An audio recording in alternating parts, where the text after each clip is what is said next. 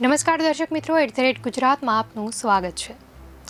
અનંત ચતુર્દશી વ્રત જે અનંત સુખ આપે છે, જે ભાદરવા મહિનાની શુક્લ પક્ષની ચતુર્દશી તિથિએ મનાવવામાં આવે છે। એવું માનવામાં આવે છે કે જો આ દિવસે આખા વર્ષ દરમિયાન શ્રી વિષ્ણુજીની પૂજા કરવામાં આવે તો વ્યક્તિને 14 વર્ષ સુધી અનંત ફળ મળે છે। આ વ્રતના પ્રતાપે પાંડવોને પણ ખોવાયેલું રાજ્ય મળ્યું।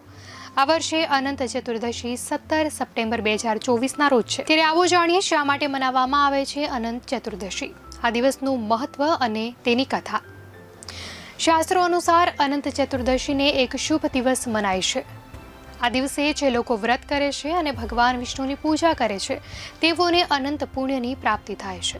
ભાદરવા મહિનાના શુક્લ પક્ષની ચૌદશે દર વર્ષે અનંત ચતુર્થી ઉજવવામાં આવે છે। આ દિવસે ભગવાન ગણેશજીની મૂર્તિનું વિસર્જન કરવામાં આવે છે।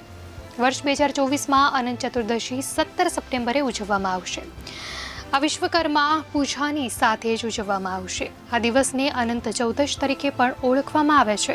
આ દિવસે ભક્ત ભગવાન વિષ્ણુ, દેવી યમુના અને શેષનાગની પૂજા કરે છે અને પવિત્ર અનંત સૂત્ર બાંધે છે। અનંત ચતુર્દશી આધ્યાત્મિક સાધના માટે એક મહત્વપૂર્ણ દિવસ માનવામાં આવે છે।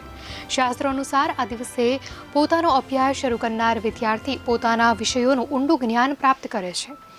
ધનની ઈચ્છા રાખનારને સમૃદ્ધિ પ્રાપ્ત થાય છે અને ઈશ્વરીય નિકટતાની ઈચ્છા રાખનાર ભક્તોને અનંત ઈશ્વરીય ઉપસ્થિતિના આશીર્વાદ મળે છે।